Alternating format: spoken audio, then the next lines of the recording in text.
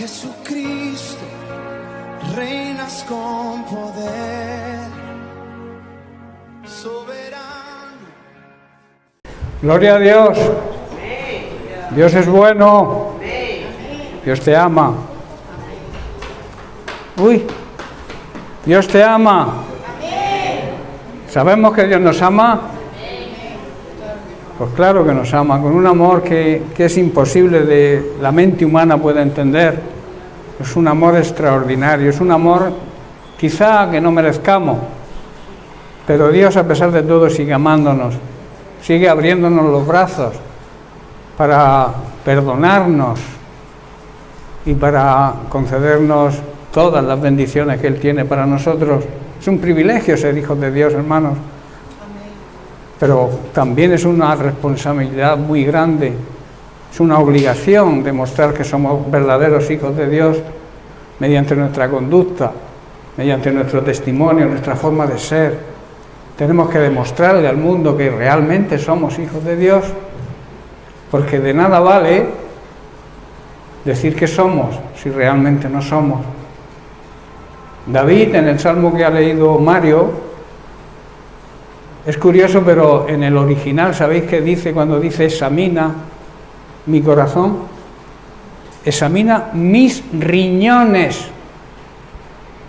examina mis entrañas, o sea, lo más profundo de mi ser, pero no porque tú no sepas cuáles son mis intenciones, sino para que me muestres a mí qué hay dentro de mis entrañas que a ti no te agrade. Muéstramelo para que yo pueda cambiar. Esa es la auténtica necesidad que tiene hoy en día todo creyente que se precie. Ponerse a disposición de Dios para que Dios le muestre dónde falla, para que Dios le muestre dónde está su punto débil, que lamentablemente tenemos muchos. Por eso un síntoma de humildad es el reconocer precisamente eso, que ante Dios somos débiles, tenemos debilidades, fallos, y la humildad está precisamente en reconocer eso. Y también reconocer nuestra dependencia de Dios, saber que sin Dios no somos nada. Sin Dios somos, como se suele decir, un cero a la izquierda. Dios es el uno, ¿no? Y yo soy el cero. Si pones el cero a la izquierda, ahora si lo pones a la derecha somos un 10, ¿verdad? Qué importancia que entendamos que la humildad es una virtud necesaria y precisa en la vida de cada creyente. Bien, vamos a seguir tratando el tema que comenzamos la semana pasada, que recordemos que se trataba seguir a Cristo. ¿Estamos siguiendo a Cristo? Es la primera pregunta que se plantea. Voy a hacer un pequeño repaso porque espero que después de este tipo de mensajes, todos estos mensajes que no es el tiempo que vamos a durar, 2, 3, 4, 5 semanas, entendamos lo que significa seguir a Cristo. Y también entendamos que seguir a Cristo no es gratis. Hay que pagar un precio. Y lamentablemente muchos no están dispuestos a pagar ese precio. Quizá inicialmente por emociones se comprometan, pero luego cuando ven la realidad de que para seguir a Cristo se debe pagar un precio y un precio alto. Jesucristo pagó el mayor precio, el precio más alto que se pueda pagar por el rescate de nosotros, ¿verdad? Dio hasta la última gota de su sangre, se entregó, toda su vida la entregó a servir a los demás y a enseñarnos cómo debemos andar en esta vida. Y eso lo hizo con excelencia. Por tanto, nosotros, si queremos seguir a Cristo, seguirlo de verdad, tenemos que saber lo que significa y el precio que hay que pagar. Lo primero, decíamos, que debemos hacer es tener una buena cercanía, estar cerca del Señor, estar cerca de Jesucristo, estar cerca de su palabra. Lejos es imposible. De lejos tú no puedes seguir al Señor, a su palabra, con autoridad y con resultados. Recordemos que Pedro, después de que Jesús fue sentenciado a muerte, dice que siguió él y otros discípulos seguían a Jesús de lejos. Claro, al seguirlo de lejos, cuando llegó la tentación, negó al Señor. Y eso es lo que ocurre hoy en día con muchos llamados cristianos que no siguen al Señor de cerca, no siguen su palabra de cerca. Y entonces cuando vienen los problemas, cuando vienen las circunstancias, cuando vienen quizás falsos hermanos, falsos ministros, falsas doctrinas, falsas iglesias, como siguen al Señor de lejos, caen. ¿Verdad? Es un ejemplo claro el de Pedro, que unos momentos antes le dijo: Señor, estoy dispuesto a ir hasta la muerte por ti. Y Jesús, ¿qué le dijo? Porque Él conoce nuestras entrañas, Él conoce lo más profundo que hay en nuestro ser. Dijo: Pedro, ¿me seguirás hasta la muerte? Antes que el gallo cante, me habrás negado 3 veces. ¿Verdad? Y es por eso, porque no tenía en el momento más necesario, no tenía esa cercanía que hay que tener con el Señor. Estar cerca del Señor nos hace darnos cuenta de la realidad y darnos cuenta también dónde está la verdad y dónde está la mentira, que luego hablaremos. Consideraciones sobre este tema. ¿Qué debemos hacer para estar cerca de Cristo? Y decíamos que deberíamos plantearnos una serie de preguntas. Y la primera es: ¿cómo está nuestra relación con Cristo?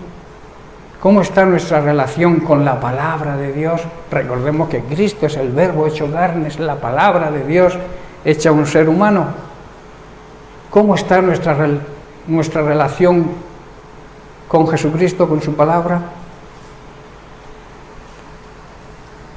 Para tener una buena comunión con Dios y con los hermanos también, es necesario andar en la luz, andar siguiendo la verdad de la palabra de Dios y vivir en santidad, alejados de todo tipo de pecado.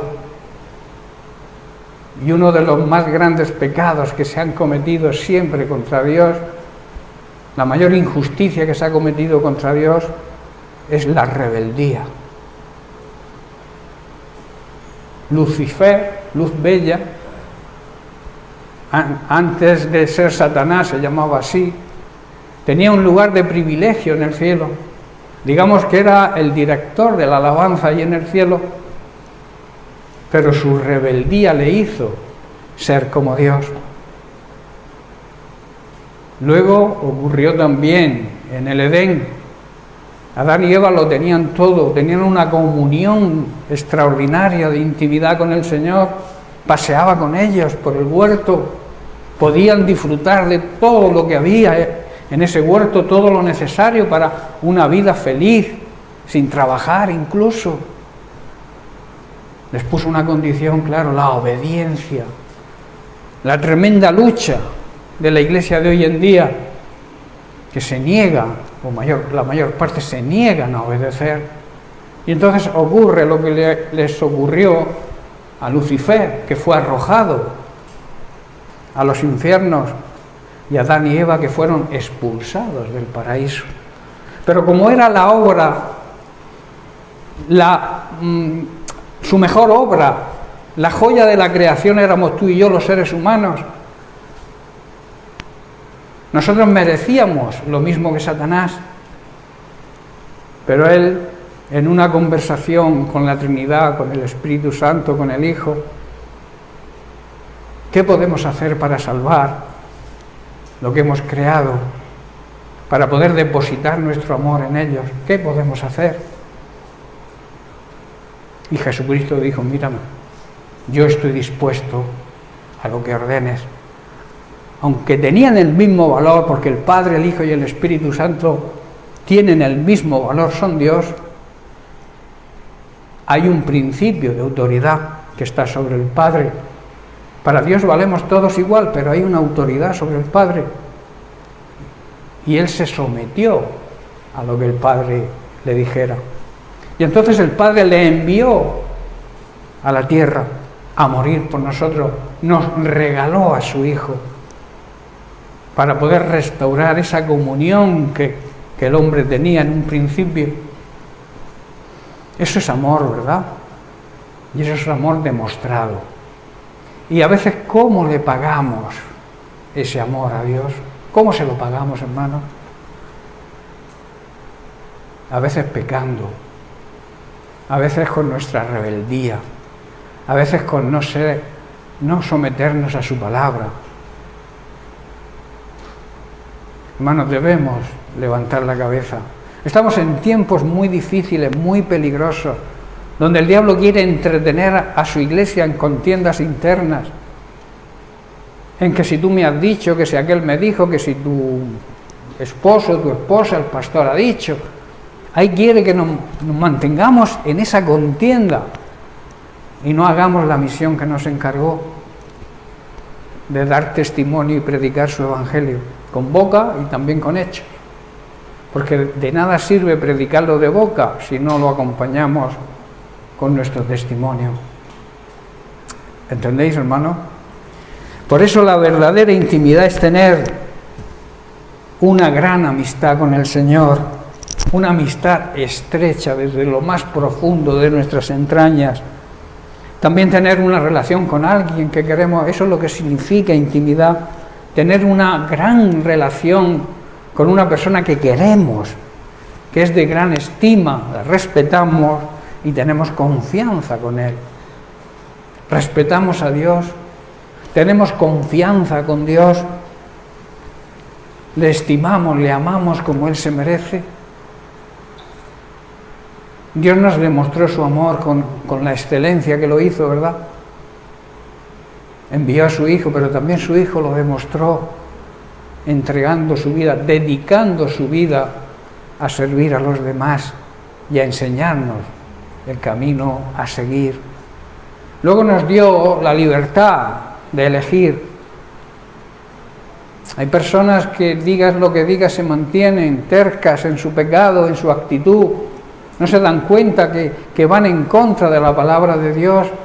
Y claro, y su futuro es muy negro. Porque la bendición de Dios, hay algo que impide que la bendición de Dios llegue. Amistades con este tipo de amistad que he nombrado, decíamos que existen muy pocas. Amigos de este tipo, de que llegamos a estimarnos, honrarnos, respetarnos, de la manera que es tener una buena intimidad, existen muy pocos. Entonces las preguntas surgen. ¿Qué tipo de relación tenemos con el Señor? ¿Fría, templada o caliente? Lamentablemente, muchos llamados cristianos tienen una relación fría, algunos templadicos, pero una relación caliente de verdad. Hay, claro que los hay, pero pocos. Y Dios hace un llamado hoy a su iglesia para decir que te quiere caliente, que no te quiere ni frío ni templado, te quiere caliente. En ese fervor, calentar significa fervor, pasión por el Señor, pasión por obedecer su palabra, pasión por trabajar en su obra. Eso significa estar caliente con el Señor, deseoso de trabajar en su obra y hacerlo además con alegría, con gozo.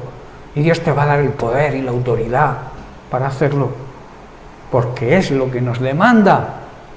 Y como he dicho, estamos en unos tiempos muy difíciles y la iglesia necesita salir del agujero, salir de sus contiendas y empezar a trabajar en lo que verdaderamente importa, que es que las almas se conviertan al Señor.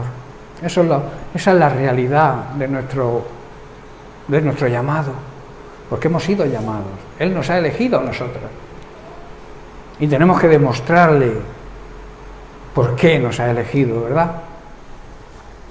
La amistad y andar cerca del Señor, por tanto, supone pensar como Él piensa, sentir el mismo amor que Él siente por la gente que se pierde, tener la misma visión, la misma meta, el mismo propósito.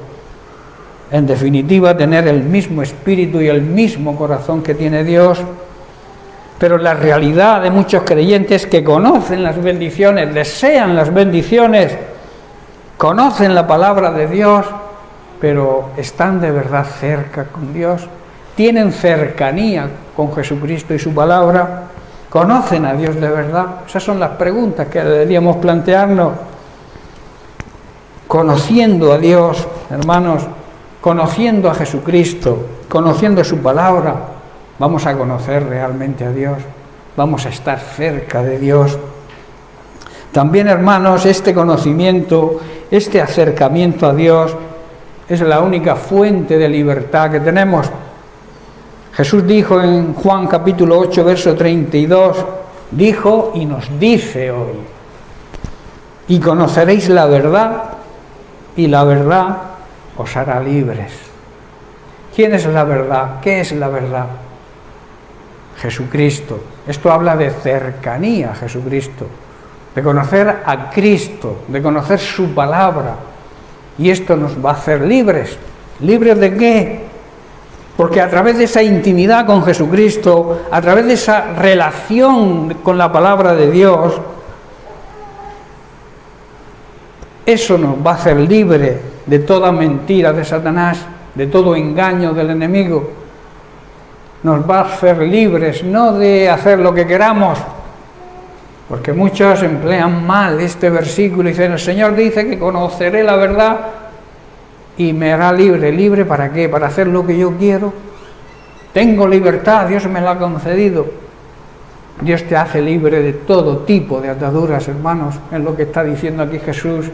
Si quieres ser libre de todas tus ataduras, y recordemos que la más grande atadura que tiene el ser humano hoy es la atadura del pecado, pero Él nos hace libres de esa atadura.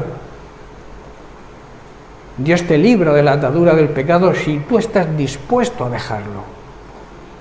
Si tú estás dispuesto a confesar, a reconocer tus pecados, dejarlos, apartarte de ellos, entonces Dios derrama su amor y su misericordia sobre ti y te perdona.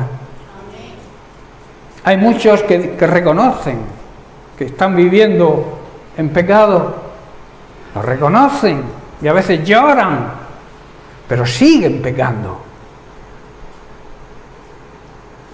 Yo siempre digo que cuando alguien vive en pecado, cuando alguien está en pecado, sabiendo que está en pecado, su oración no pasa del techo. Los oídos de Dios se cierran a la voz de los impíos. Los impíos son aquellas personas que no hacen las cosas bien. Cuando tú no haces una cosa de acuerdo a la palabra de Dios, estás en desobediencia y en rebeldía a Dios.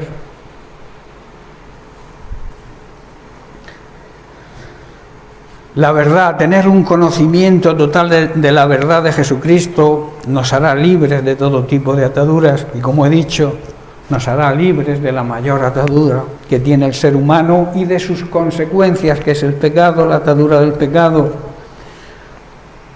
Quiero hablaros precisamente de esto último, de esta consecuencia. Hay muchas consecuencias que estamos estudiando en la escuela bíblica. Una de ellas que tratamos la semana pasada, o sea, este jueves pasado, quiero compartirla con la congregación porque creo que es de importancia hacerlo, que es el pecado nos esclaviza, nos hace esclavos. En Romanos capítulo 6, versículos 16 al 18, dice Pablo: ¿no sabéis que si os sometéis a alguien como esclavos para obedecerle, sois esclavos de aquel a quien obedecéis, sea del pecado para muerte, está hablando de la muerte espiritual, de la condenación eterna, o sea de obediencia para justicia? para ser declarados justos, inocentes. Versículo 17, pero gracias a Dios que aunque erais esclavos del pecado, se está refiriendo a la Iglesia, habéis obedecido de corazón a aquella forma de doctrina a la cual fuisteis entregados, a esas enseñanzas que habéis recibido, y habéis sido libertados, libres del pecado, y entonces vinisteis a ser siervos de la justicia. Eso significa, hemos sido perdonados, hemos sido justificados por la muerte de Cristo. Él cargó con la sentencia de nuestra condena y podemos declararnos inocentes y presentarnos ante la presencia del Padre sin sentimiento de culpa. Debemos, hermanos, darnos cuenta de que uno se convierte en esclavo de todo lo que decide obedecer. Podemos ser esclavos, como dice Pablo, del pecado, lo cual nos va a llevar a la condenación eterna, a la muerte espiritual.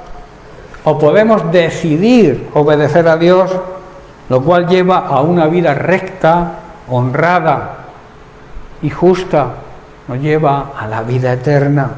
Nosotros, los que realmente hemos nacido de nuevo y por tanto somos nueva creación por medio de Cristo, éramos esclavos del pecado todos, pero gracias a Dios ahora obedecemos de todo corazón las enseñanzas que hemos recibido y actuamos de esta manera como verdaderos discípulos de Cristo. Ahora, hermanos, somos libres de la esclavitud del pecado y somos esclavos de una vida recta, justa y honrada. Amén.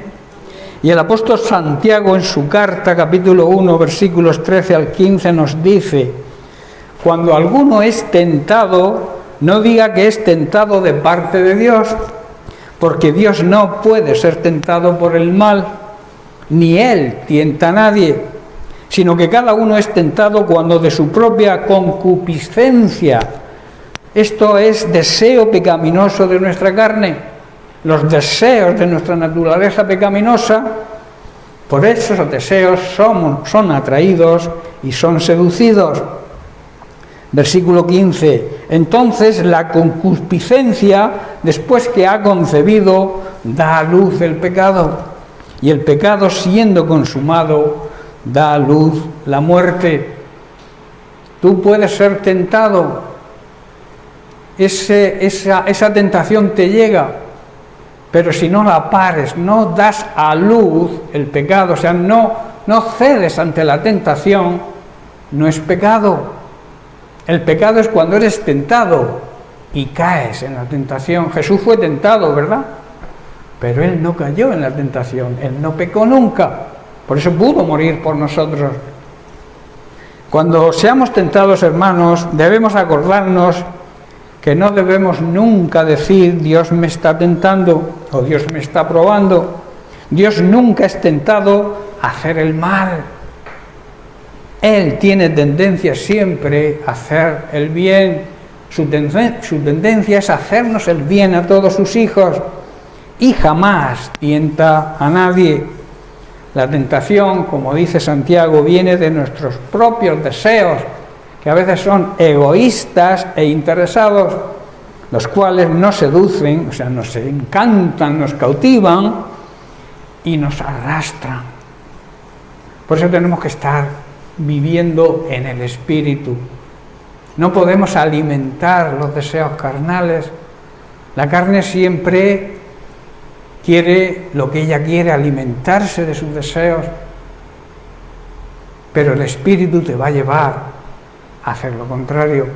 Por eso la vida en el Espíritu es una necesidad y una obligación de todo creyente.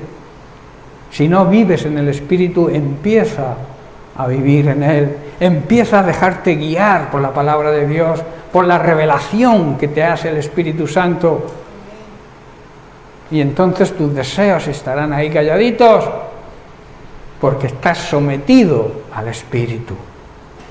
¿Me estáis entendiendo, hermano? La necesidad de vivir guiados por el Espíritu Santo de Dios. Eso es una necesidad y una obligación que tenemos los verdaderos creyentes.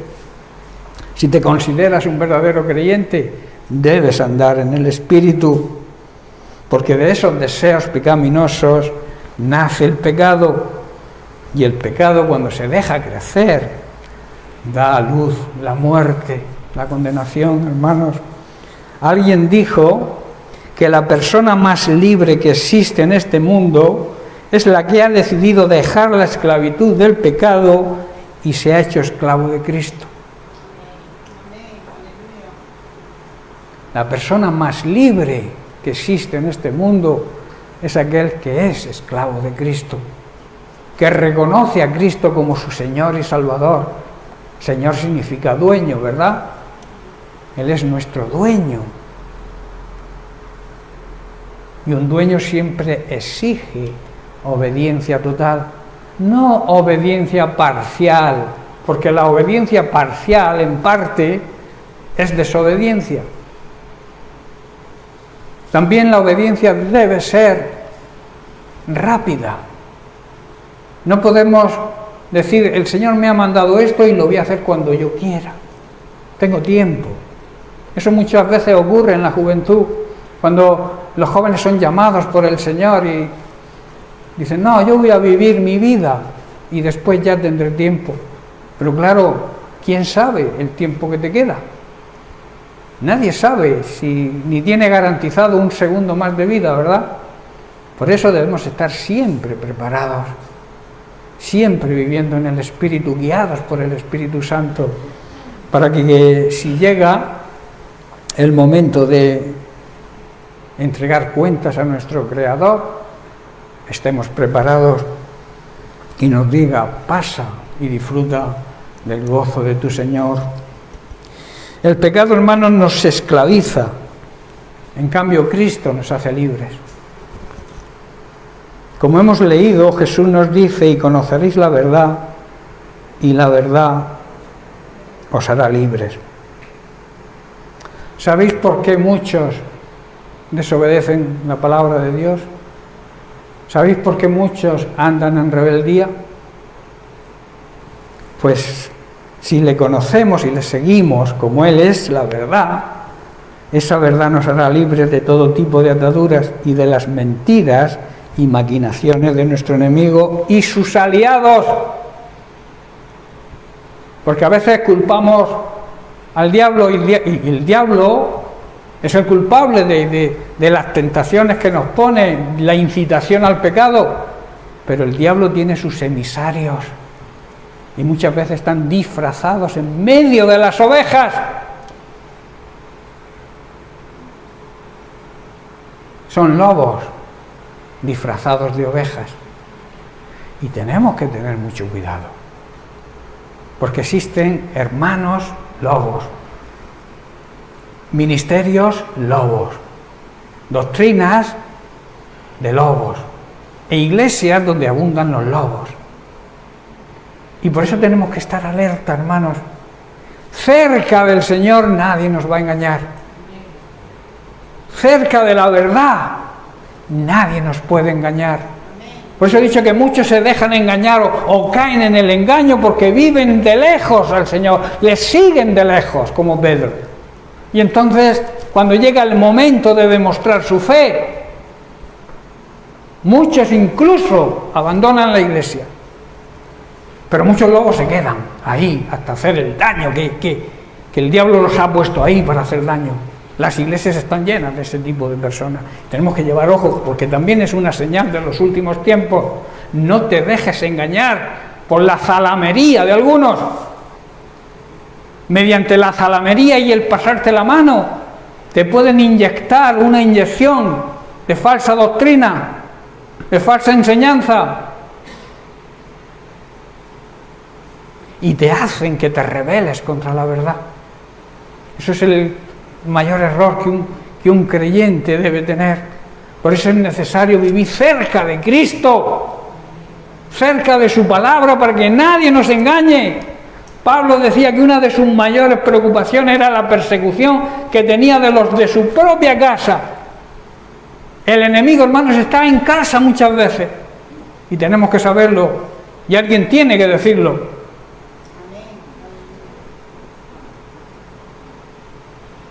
que cada uno recapacite, que analice la vida de las personas, porque por su fruto los conoceréis. Hay personas que se creen, yo qué sé, y en su casa hay un desorden total. Su vida no tienes por dónde cogerla, pero soy el profeta de Dios o la profeta de Dios.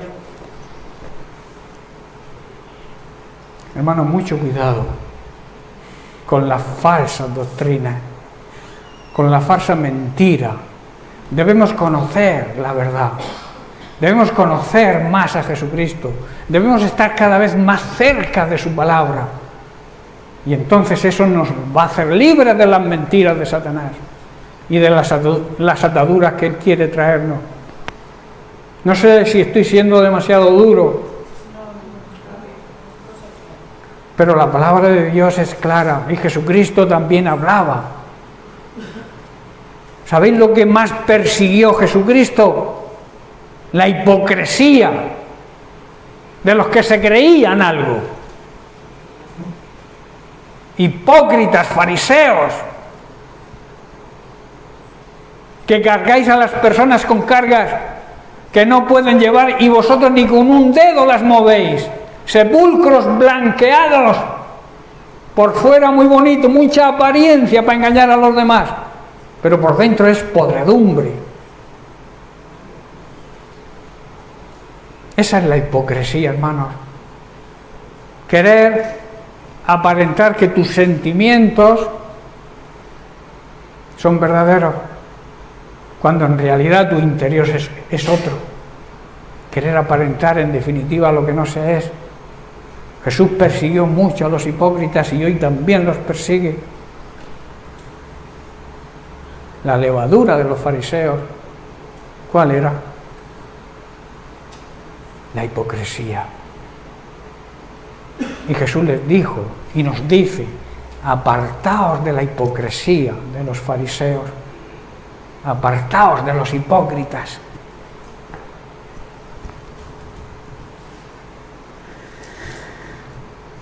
Muchos llamados cristianos, hermanos, siguen a los mentirosos, siguen a falsos hermanos, a los falsos ministros, falsas iglesias y, como he dicho, falsas doctrinas, porque no conocen, no distinguen la verdad, no conocen de verdad la palabra de Dios, andan lejos de Jesucristo, no tienen una cercanía ni una intimidad con Él, y como consecuencia siguen la mentira y rechazan la verdad y a los que la siguen y la predican.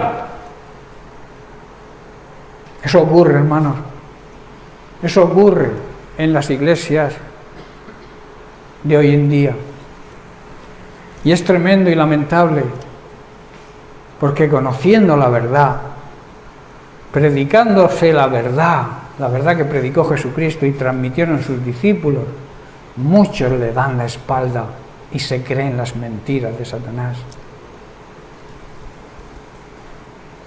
No conocen, este tipo de personas no conocen la verdad, no tienen esa cercanía que hay que tener con Jesucristo, y entonces son engañados por la mentira, por los falsos y los mentirosos. También esa verdad que predica Cristo es una verdad universal, es para todo el mundo. En Colosenses 1, versículo 28, vemos a Pablo enseñando a la iglesia y dice: por lo tanto, hablamos a otros de Cristo, advertimos a todos y enseñamos a todos con toda la sabiduría que Dios nos ha dado. O sea, a través de la relación de calidad y esa cercanía, recibimos la sabiduría divina. Si tú no estás cerca de la palabra de Dios, si tú vives alejado de la palabra de Dios, si vives alejado de Cristo, no vas a tener la sabiduría para afrontar ningún tipo de dificultad o de crisis.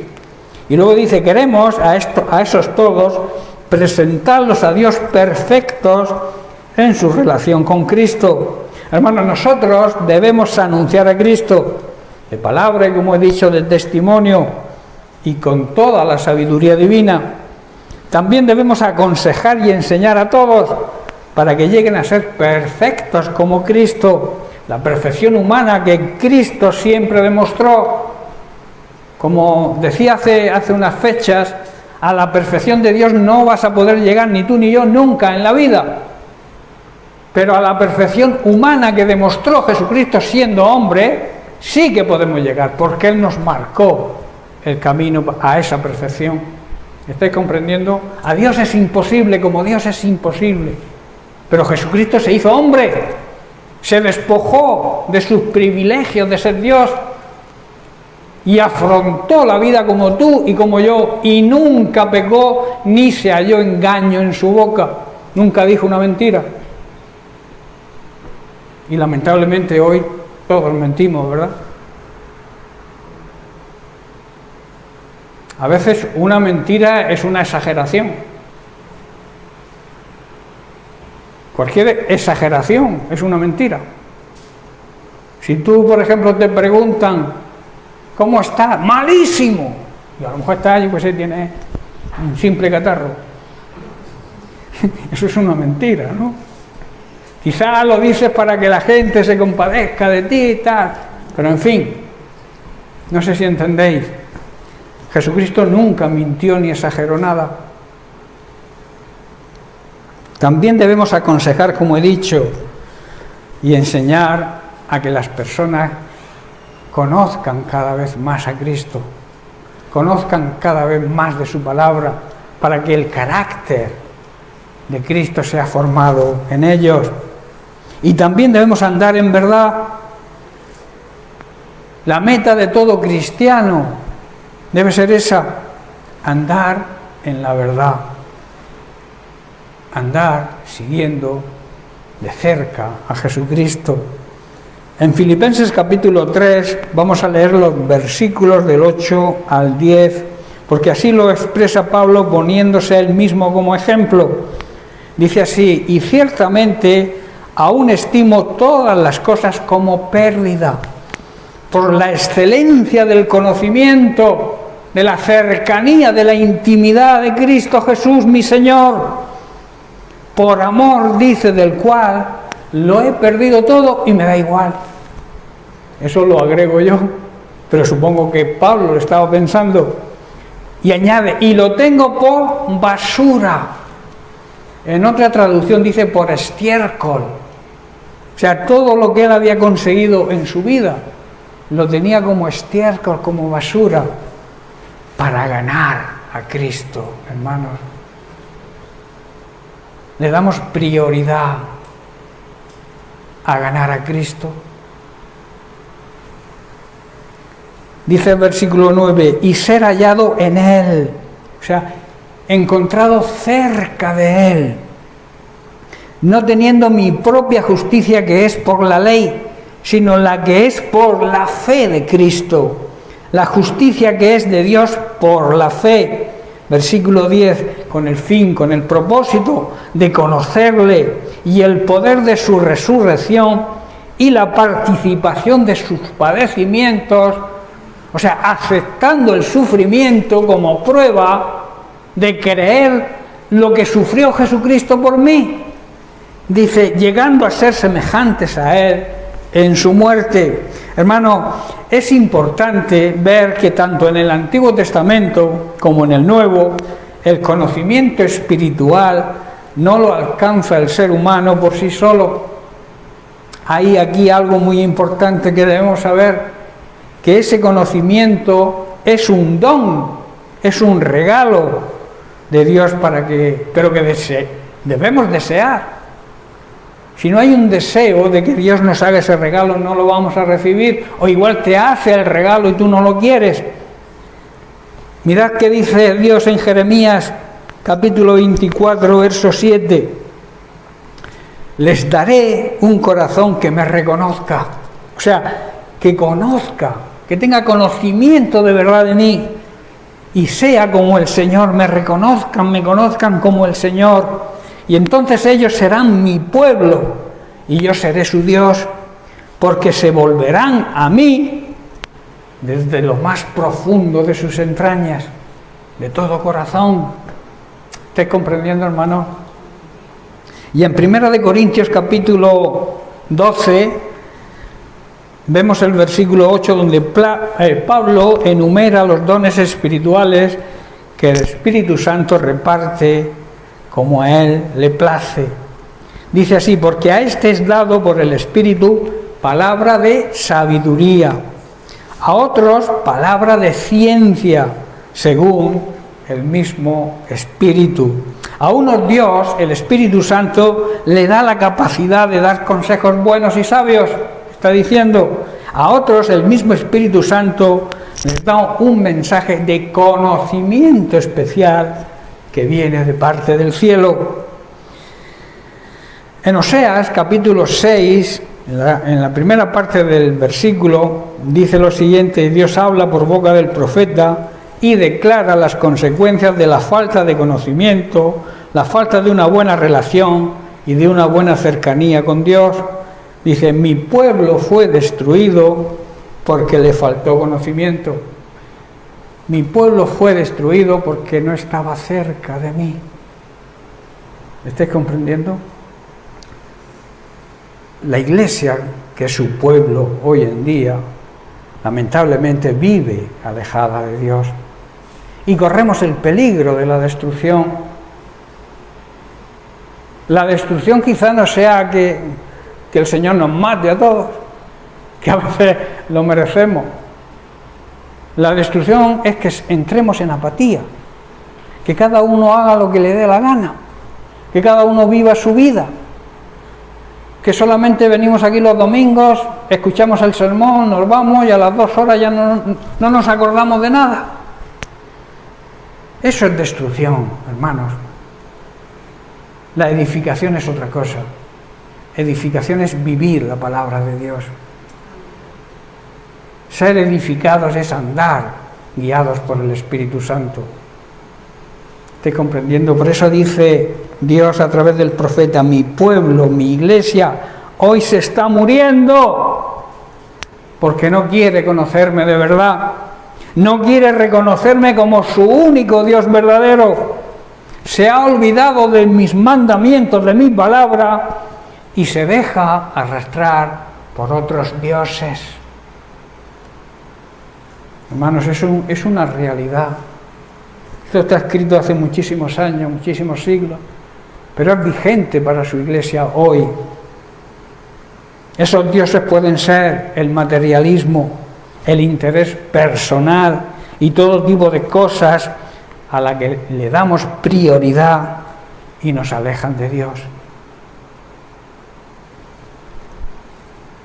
Luego nos hace una tremenda advertencia en la segunda parte del mismo versículo 6 de Oseas 4. Dice: puesto que me habéis olvidado, os habéis olvidado de cumplir, de obedecer mis mandamientos, ¿qué dice? Yo me olvidaré de vosotros. Qué tremenda consecuencia tendremos si nos olvidamos de guardar y de cumplir los mandamientos, de ser obedientes a la palabra de Dios. Dice que Dios se olvidará de nosotros, hermanos. Eso es tremendo. No demos lugar a eso. Andemos en obediencia a su palabra, que esto no ocurra en nuestra vida. Si nos olvidamos de darle la prioridad a Dios y nos olvidamos de conocerle cada vez más y nos olvidamos de que Él es el único Dios verdadero, Él se va a olvidar de nosotros. En Efesios, Pablo, en el capítulo 4, versículos 11 al 13, habla del remedio que el propio Jesús planificó para su iglesia, para que se mantuviera firme y que creciera en el conocimiento de Dios y no fuese destruida. Dice así: y Él mismo constituyó, puso, para que lo entendáis, puso en autoridad a unos apóstoles, a otros profetas, a otros evangelistas, a otros pastores y maestros. O sea, Él puso, constituyó los 5 ministerios y les dio autoridad delegada de Dios. O sea, la autoridad de los ministerios que Dios levanta no es autoridad propia del ministerio, es autoridad de Dios. Y cuando tú no aceptas esa autoridad, no estás aceptando la autoridad de Dios. Te estás rebelando contra Dios. Eres rebelde contra Dios. Hay personas creyentes, entre comillas, que dicen: yo me someto a Dios, pero no me someto a ningún pastor, o a ningún evangelista, o a ningún ministerio que Dios ha instituido. Te estás engañando a ti mismo. Porque la palabra de Dios dice que si no te sometes a las autoridades que Él ha puesto, no te estás sometiendo a Él y acarreas ruina y perdición para tu vida. Por eso debemos saber y no olvidar nunca que los ministerios, que las personas que nos dirigen están puestas por Dios y bajo su autoridad, y que la autoridad no se impone. La autoridad se reconoce. Todo aquel que dice: yo tengo autoridad, yo quiero, para. La autoridad no la puedes imponer. Cuando alguien tiene la verdadera autoridad de Dios, los demás lo reconocen, sin necesidad de que se pavonee diciendo que tengo, que soy, o que si Dios me ha dado esta autoridad, si Dios... Para. Que los demás lo digan, pero no lo digas tú. ¿Me estáis comprendiendo, hermano? Si lo haces así, fracasarás seguro. Versículo 12. A fin, o sea, con el propósito creó los 5 ministerios, con el propósito de perfeccionar, o sea, hacer perfectos humanamente a los santos, a los que han sido santificados por Cristo, para la obra, o sea, perfeccionarlos para su obra, la obra del ministerio, y para la edificación del cuerpo de Cristo, que es su iglesia. Hermanos, el Señor hizo esto para que todos los que formamos parte de la iglesia, que es su cuerpo, estemos capacitados, hermanos, para servir en su obra y podamos enseñar e instruir a otros. Pero si nosotros no aprendemos, si nosotros no obedecemos, ¿cómo vamos a decirle a otros que obedezcan? ¿Cómo vamos a enseñar a otros a obedecer si nosotros andamos en rebeldía? Cállate, no digas nada, escóndete bajo una piedra. Pero no digas que eres cristiano cuando no lo demuestras con tus hechos. Versículo 13. ¿Hasta cuándo Dios instituyó los 5 ministerios que algunas sectas por ahí niegan? Dicen que algunos ya se han acabado. Dice así: hasta que todos lleguemos a la unidad de la fe y del conocimiento, de esa cercanía al Hijo de Dios, que lleguemos a ser un varón perfecto, una persona perfecta, a la medida de la estatura y de la plenitud de Cristo. Lleguemos a la unidad. Esa unidad es unidad en el Espíritu, hermanos. Yo no puedo unirme con todos aquellos que se llaman cristianos, porque no todos los que se llaman cristianos son cristianos. No todos los que se llaman cristianos viven su vida cerca de Cristo o conocen de verdad a Cristo. Yo debo tener esa unidad en el Espíritu. El Espíritu significa que el Espíritu Santo nos guía a todos de la misma forma. Y el Espíritu Santo, que es Dios, si tú sigues la voz y la revelación del Espíritu Santo, no te va a decir a ti una cosa y a mí otra, ¿verdad? Nos va a impulsar hacia el mismo camino a toda la congregación. Y eso debemos saberlo hasta que lleguemos a la unidad de la fe. Y dice todos. ¿Qué significa todos? Que los 5 ministerios son necesarios hasta que el Señor venga de nuevo. Porque siempre habrá personas nuevas, nuevos creyentes que necesiten ser edificados. Y por eso, como hasta el último día habrá personas todavía faltos de enseñanza, pues esos 5 ministerios tienen que estar ahí, patentes. Por eso no te creas eso que dicen que el ministerio este o el otro ya no es para este tiempo. Son ideas humanas, sectarias, que quieren engañar. De esta manera, hermanos, si nos dejamos llevar por el Espíritu Santo, si nos dejamos perfeccionar a través de los 5 ministerios, seremos un grupo muy unido y llegaremos a tener todo lo que nos falta. Seremos perfectos como lo es Cristo, por tener una cercanía y un verdadero conocimiento de Dios y de su Hijo y confiar en Él. Versículo 14. Para que ya no seamos niños fluctuantes, bebés espirituales sin ninguna madurez, como existen personas con más de 20 años supuestamente siendo creyentes y son bebés espirituales que patalean cuando quieren algo y no se lo dan, y cuando se lo dan se ponen tan contentos. Qué pena que personas con tanto tiempo en el Señor no tengan la madurez de una doctrina, por estratagema de hombres que para engañar, los mentirosos, emplean con astucia las artimañas del error. En otras palabras, son unos mentirosos. Hermanos, si nos dejamos edificar por los 5 ministerios que Dios ha instituido, ya no seremos niños inmaduros que ahora piensan una cosa y mañana piensan otra, y que fácilmente son engañados por las falsas enseñanzas de gente astuta que recurre a toda clase de trampas disfrazados de ovejas, pero en realidad son lobos. En Mateo capítulo 6, traducción de los falsos profetas que vienen a vosotros con vestidos de oveja, pero por dentro son lobos, rapaces. Y añade en el versículo 16, por sus frutos los conoceréis. O sea, por la manera de comportarse podréis detectarlos. Dice, y emplea una simbología. Dice, ¿acaso se recogen uvas de los espinos o higos de los abrojos? Así todo buen árbol, que como ha dicho Mario, el árbol en la Biblia significan personas.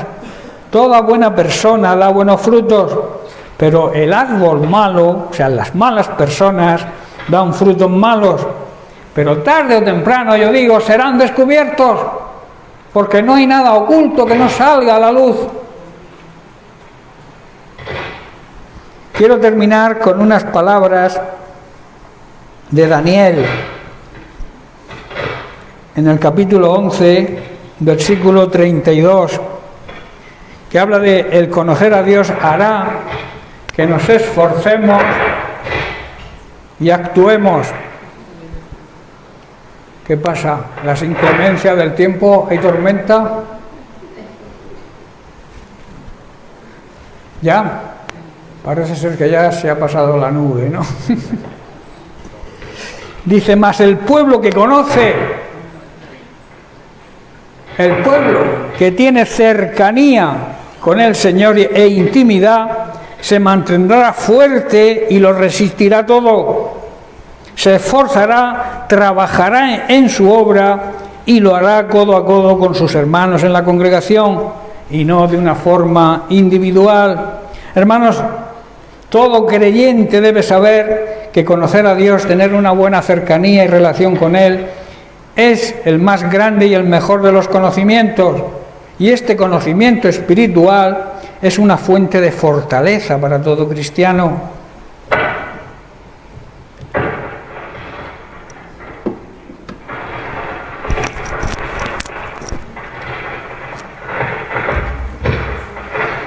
Bien, pues lo vamos a dejar aquí porque vemos que no sé qué pasa.